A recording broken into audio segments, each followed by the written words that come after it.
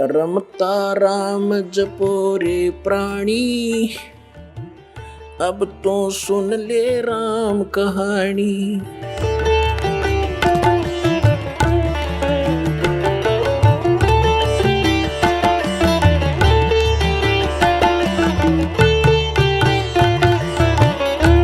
अब प्रसंग पर आते हैं कि ब्रह्मा विष्णु महेश भी सुखी नहीं।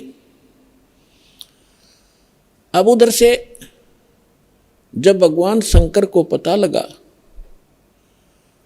कि काल के हाथ में बुद्धि, उसने बुद्धि ऑन कर दी शंकर भगवान की, दिव्य दृष्टि से देखा और अपनी पत्नी से पूछा कि तू क्या सीता रूप बनाकर गई थी तू? तो उसने मना कर दिया कि नहीं, मैं नहीं गई भगवान, मैं नहीं गई। कि झूठ बोलती है तू झूठ बोलती है। इस बात से वो झिझक गई और चुप हो जाना ही उसका स्वीकृति मानी गई कि सचमुच इसने गलती की है। तो भगवान शंकर ने पार्वती जी से अपनी पत्नी के रूप में उससे व्यवहार करना बंद कर दिया, बातें करना भी बंद कर दी। एक तरफ मौन साध कर बैठा रहते थे, बहुत ही कम बोलने लगे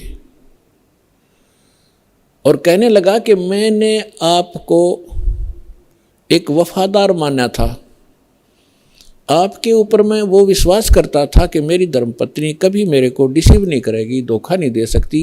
और जब आप मुझे धोखा दे सकते हो तो फिर बाकी संसार से मुझे क्या लिंक रहा, क्या विश्वास रहा।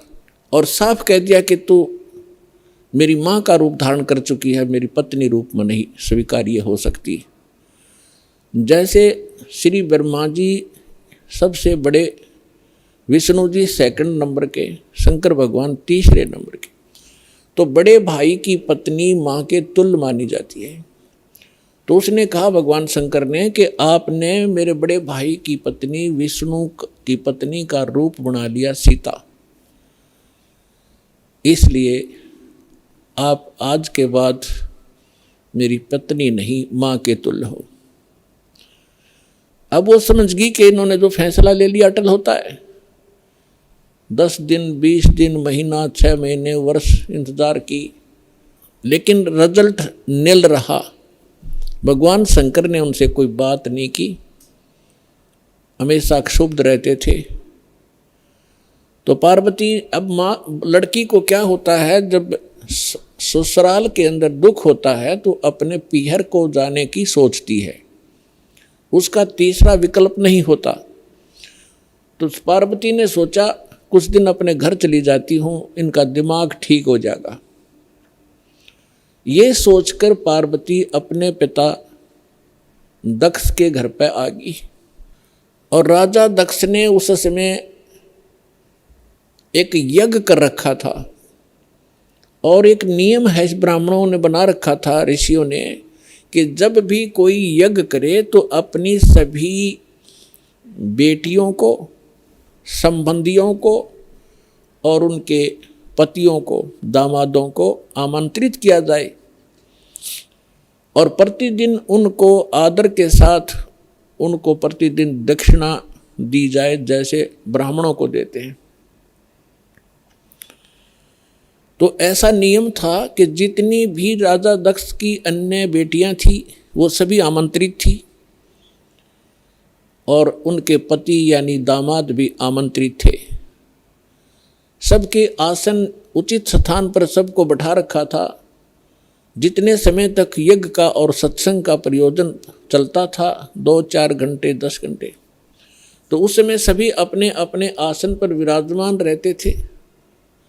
और किसी भी कारण से कोई लड़की का पति नहीं आ सका तो उसका आसन लगाया जाता था, खाली छोड़ा जाता था और सबको जो भी दक्षिणा दी जाती थी उसका भी उसके ऊपर भाग प्रतिदिन रखा जाता था आसन पर।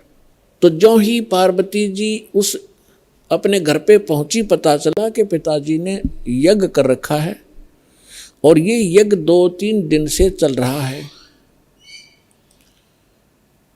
अब सारे यज्ञ मंडप में घूम के पिता के सामने पहुंची। पिताजी ने मुंह मोड़ लिया क्योंकि पार्वती जी ने राजा दक्ष के मर्जी के विरुद्ध भगवान शंकर से विवाह किया था, जिस कारण से पिता अक्षुब्ध था। जब पिताजी ने ठीक से बात नहीं की, ये भी नहीं कहा कि आगी बेटी, तो पार्वती वहाँ दुखी हुई, अपनी माँ के पास घर पे पहुँची। बेटी माँ को ही उलाने दिया करती है, माँ के सामने अपना दुख रोया करती है। अपनी माँ के सामने जाकर कहा कि माँ, तुमने ऐसा भेदभाव हमारे साथ क्यों किया? आपने सभी अन्य मेरी बहनों के पति भी बुला रखे हैं, बहनों को भी आमंत्रित किया है, आपने हमें ना बुलाया ना आमंत्रित किया। और जिन बहनों के पति नहीं आए हैं उनका आसन लगा रखा है, उनका भाग सबको दिया जा रहा है। आपने न तो अपने दामाद का आसन लगवा रखा है, ना ही उनको आमंत्रित किया है और ना मुझे आमंत्रित किया। अब माँ ने कहा कि बेटी, ना तो आप मेरी बात मानती, ना तेरा पिता मानता, तू जाने तेरा बाप जाने, उनसे बात कर। अपनी मर्जी से तूने विवाह किया, जिस कारण से वो दुखी है तेरे से। वो फिर अपने पिता के पास गई और दक्ष से कहा कि पिताजी, आपने न तो हमें आमंत्रित किया और न ही आपने अपने दामाद को बुलाया, ना उनका कोई भाग आसन आपने लगा रखा है, ना उनका हिस्सा निकाल रहे हो। तब दक्ष ने कहा कि तू आई किस लिए यहाँ पर? तेरे को किसने आमंत्रित किया था? अपनी मर्जी से विवाह किया था, रह उसके साथ, उस जंगली के साथ रहे। ऐसी बहुत सी बातें बकवास की। तो पार्वती ने देखा कि भगवान शिव अब मुझे स्वीकार करेगा नहीं, घर में मेरा सत्कार नहीं। तो उसी समय एक हवन कुंड बना रखा था, उसमें अच्छे गेर के 1 क्विंटल लकड़ और गेरे थे, चारों तरफ से डाल रहे थे वह ब्राह्मण ऋषि।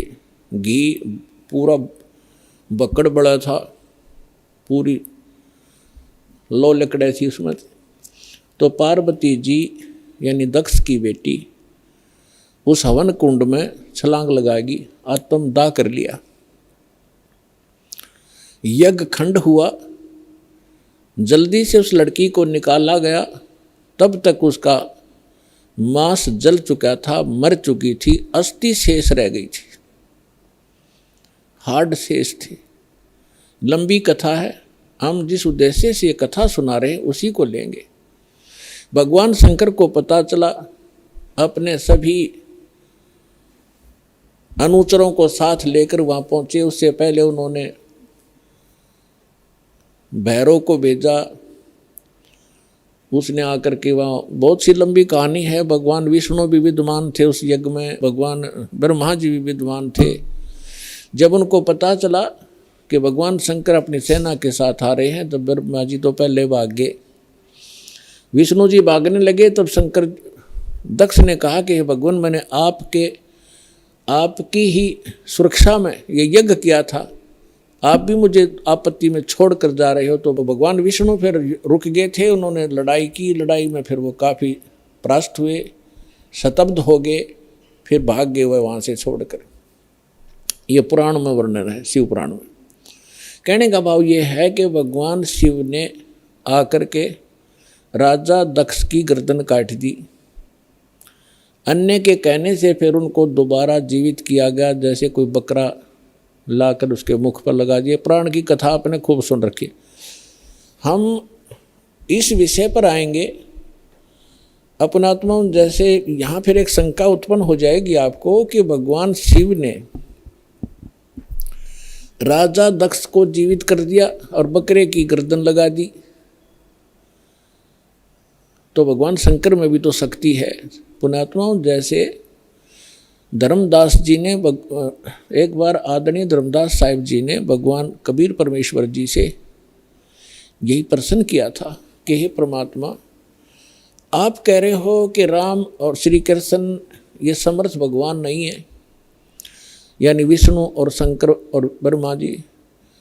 विष्णु जी के अवतार श्री कृष्ण जी आए हुए थे, उन्होंने राजा मोर ध्वज के घर पर एक लीला की थी जाके, दो साधु रूप बना के, और राजा मोर ध्वज ने अपने पुत्र ताम्र ध्वज को आरे से चीर दिया था।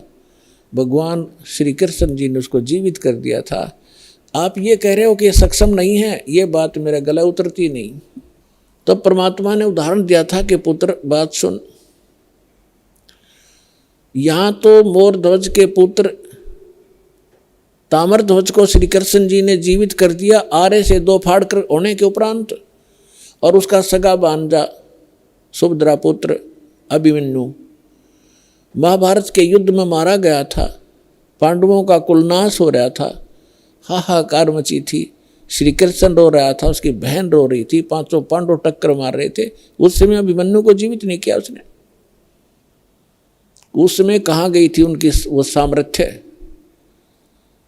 तब धर्मदास जी ने कहा था, भगवान इसका उत्तर भी आप ही दे सकते हो, हम तो बस इतने बच्चों जैसे प्रश्न है हमारे, बच्चों जैसी बुद्धि है हमारी। ये भी बात सही है आपकी कि वहाँ क्यों ना जीवित किया उसको। तो परमात्मा ने कहा कि ताम्र ध्वज लड़के की आयु शेष थी, और जिसकी आयु शेष है ये डॉक्टर एक टांग काट कर दूसरी जगह लगा देते हैं, यहाँ की खाल उतारी वहाँ जोड़ देते हैं, ये तो एक वैज्ञानिक कर देते हैं इस काम को। और जिनकी आयु नहीं रहती है डॉक्टर फेल हो जाते हैं। खुद डॉक्टर हार्ट अटैक का हार्ट का स्पेशलिस्ट डॉक्टर, और हार्ट की बीमारी से ग्रस्त, और हाथ में गोली टेबलेट खा भी नहीं पाया, 1 मिनट में सांस पूरा हो गया। तो भगवान से बड़ा ना कोई विज्ञान है, ना ये छोटे भगवान है। भगवान तो भगवान ही है, वो समर्थ है, सत्य पुरुष है। तब परमात्मा ने बताया कि ताम्र ध्वज की आयु शेष थी, अभिमन्यु की आयु इतनी ही थी, और ये भगवान इतना ही काम कर सकते हैं। आयु शेष थी तो उसकी राजा दक्ष को दूसरे गर्दन जोड़ दी, चल भाई, लेकिन ये सक्षम नहीं है।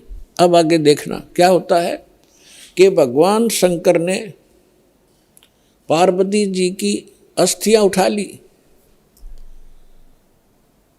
और 10,000 वर्ष तक उसको सीने से लगा के पार्वती पार्वती दक्ष माया दक्ष पुत्री करते करते पागलों की तरह भटकता रहा। अपने आत्मा अब ये हम भगवान ब्रह्मा भगवान विष्णु भगवान शिव जी को सुखी माने, ये सुखी है, ये सुखी व्यक्ति के लक्षण है।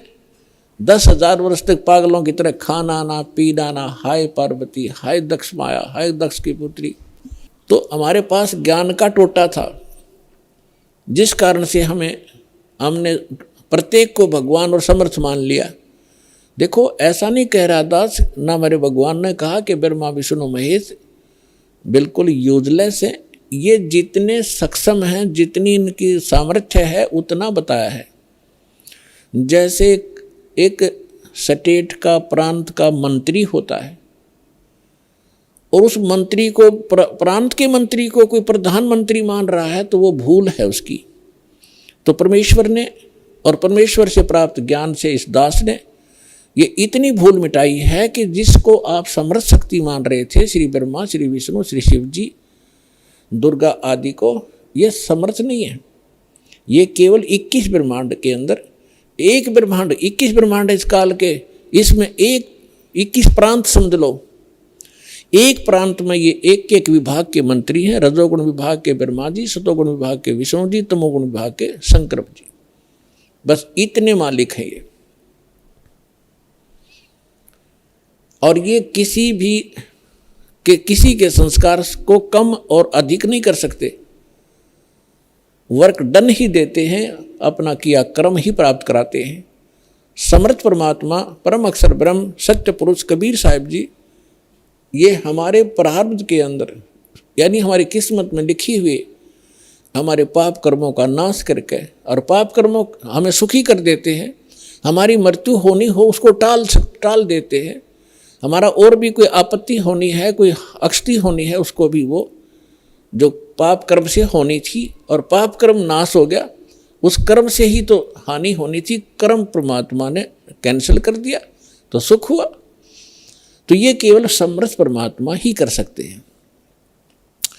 अब दास आज ये बता रहा था आपको कि परमात्मा ने हमें आकर के ये बताया है कि इस काल के लोक में और आप सुख खोज रहे हो। जिनको आप परमात्मा माना करते थे, थारे भगवान, आपके भगवान सुखी नहीं, कभी सपने में सुख नहीं हुआ उनको। आप सुन रहे थे जगत गुरु तत्वदर्शी संत रामपाल जी महाराज जी के मंगल प्रवचन। अधिक जानकारी के लिए विजिट कीजिए हमारी वेबसाइट www.jagatgururampalji.org। संत रामपाल जी महाराज जी के शुभ आशीर्वाद से पूरे विश्व भर में 500 से भी ज्यादा नाम दीक्षा केंद्र हैं, जिन पर संत रामपाल जी महाराज जी द्वारा ऑनलाइन निशुल्क नाम दीक्षा दी जा रही है। अपने नजदीकी नाम दीक्षा केंद्र का पता करने के लिए संपर्क करें 8222880541।